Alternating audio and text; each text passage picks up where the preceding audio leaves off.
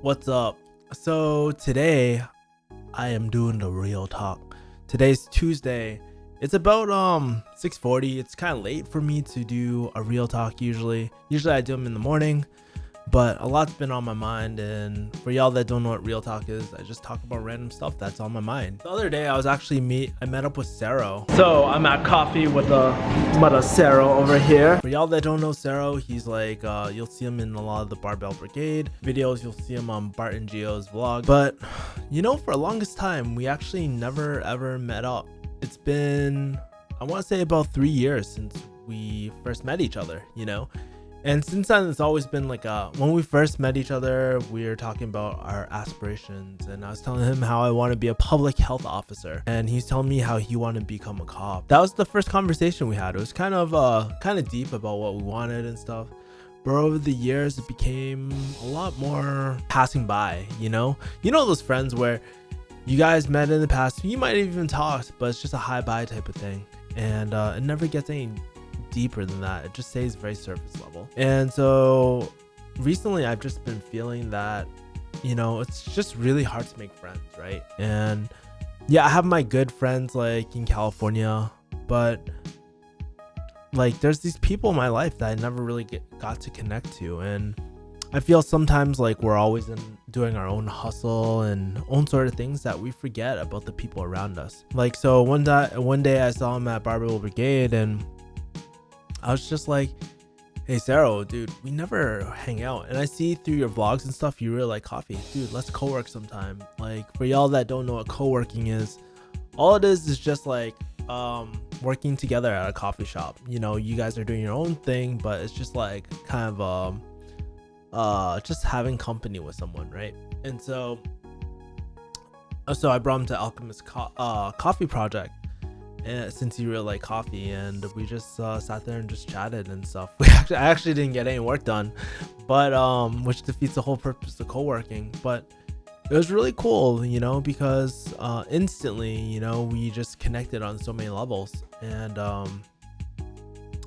we were talking about a lot of stuff. Like, he was talking about dealing with growing up. I talked a lot about my Hong Kong ex and how I got burned, and back when my high school graduation, like during my high school graduation, most of my family didn't even show up, and those were some pain points in my life and we just related our pain points together, and it kind of sucks being at the top and not having anyone to share it with, right?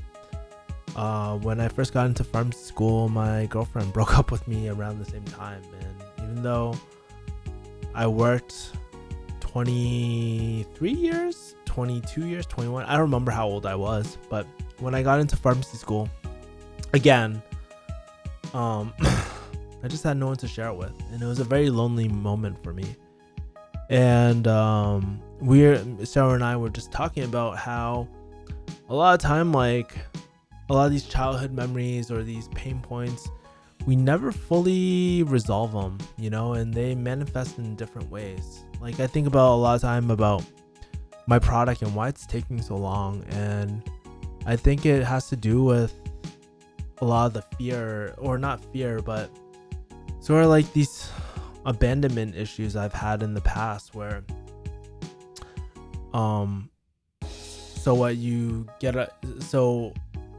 actually scared to succeed, because what's the point, when you don't have any, like, what's the point? You work your ass off and you have no one to share it with. And that's sort of a belief I've just carried, and I think that's a real reason why I haven't been in a relationship in a while. It's been quite a while since I've been in a relationship. I dated a little bit, but I never wanted to go into a full-blown relationship at all, But yeah, so Sarah and I were just relating to that, and we're talking about how sometimes, the other thing that we're talking about, that sometimes it's really hard to just like be ourselves, because we're always so concerned about what other people will say and shit. Sometimes it's good to really have awareness about what other people are thinking, but you get to my level where I'm just like, I can't turn it off, and I'm just like constantly thinking about other people's opinions, what they think, constant judgment. And I think being at the pharmacy doesn't really help either. A lot of time, like, that profession is a very people-pleasing profession. So I just feel like I need a way out of that. You know, it's always pleasing your patients or pleasing your supervisor. And I'm not saying like people pleasing is a bad thing either. Like, it definitely has its moments, you know, but you want to please the right people. And it's in this a weird way, it's always seeking like acceptance, you know. But where was I going with this? So yeah, me and Sarah and I were just talking about how like we're very similar in that aspect. And he went to a conference about living more free and not worrying so much what people judge you by. And he actually he told me it was a life-changing thing. And like the number of clients he had just immediately shot up and stuff like that, just because he had full confidence in himself. And I think it's really interesting to see how, like, you know, just a simple like belief in yourself can 10x your potential. You know, I sound like fucking Grant Cardone for a second, but yeah, it can like 10x your potential and stuff. He's telling me like, Kevin, you gotta do it, you gotta try it. It sounds like a cult, but you just gotta try it. I was like, fuck it, I'll try it. You know, it's $2,700, but I think it's well worth it. And I think the interesting part for me was like, so I work a pretty busy pharmacy schedule, and I believe so strongly in it that I was like, you know what, I'll do anything. I'll fucking do anything for that confidence again, because I felt like I had it at one point and then I lost it. And it's pretty interesting through life. You'll build things up and then break things down again. You know, it's just hella interesting. I was just struggling through that, and I was like, wow, Sarah, this really changed your life, and I think it could end up changing mine, because we have a very similar mindset. And I really want to live without judgment again, like whether I'm at the club or whether I'm at the pharmacy or whether I'm doing my own side thing too. And I think like that's the thing, like how can you sell something if you don't feel very strongly in it? And I think when I'm doing pharmacy, it's so easy for me to sell it because I actually believe in a lot of these things, these programs that we're doing, you know. And I think for myself, if I can't sell my own product to myself, then why am I doing it?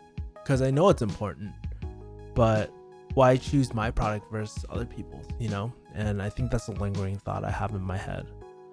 But yeah, so that's a hella deep conversation. But I was just so I'm actually going to this conference, and I literally had to pull teeth. I was like talking to my other pharmacist, and I was like, you know what, this really means a lot to me. I'll do anything, you know. And she's like, I have plans already. I was like, what are you doing that day? And she's like, I'm going to Disneyland. I was like, fuck it, you know what, cancel your trip. I'll buy you new tickets to Disneyland. You can go whenever you want. Because she was going with her boyfriend to as a co-working type of thing. I was like, fuck it, you know what, I'll buy you tickets for you and your boyfriend. You guys can spend a whole day there and just enjoy it on your own time, you know, not rather than being forced to like be political and stuff, like forced to do office shit and mother bonding time with that. But yeah, so made it work out. I was like kind of scared. It's pretty interesting when you start doubting, like when you believe in something, you can really make things work. And I think this was the first step, you know. So I'm actually going. I'm paying like $2,700 to go. I don't know what it's gonna be like. I just literally trust Sarah and put my fate in his hands, and I'm just going. And so hopefully it'll be a good experience. Hopefully it'll repurpose my life and do a lot of that. Just not to say I don't know my purpose in life, but I think I have a lot of emotional wounds that I just need to sort of fix, you know. And it's been a long time since I've had a life coach and stuff, and I need that sort of refresher. Yeah, so let me ask you guys, do you have people in your life who you just say hi and bye to, never really get on the surface level or anything? And let me do you one better. Why don't you challenge yourself and just ask them to go coffee and just get to know each other? And I know with guys, it might sound gay, you know, like it might sound gay. Hey man, It was good to know each other. It sounds like you're asking them on a fucking date. But, you know, I think it's really important to really put in work and cultivate those relationships and be the one to treat them out to coffee, man. And coffee is a very, very low expense type of item, but you guys can just sit there and talk for hours, man. I did it twice yesterday. It was amazing. I didn't get any work done, but I felt like soul-wise, felt very, very rich, and it really grounded me again. Anyways, guys, thank you for watching my Real Talk series. I'll see you guys next time. Oh yeah, fuck, I forgot to sell out. Like, subscribe, comment on my mother videos, baby. Thank you.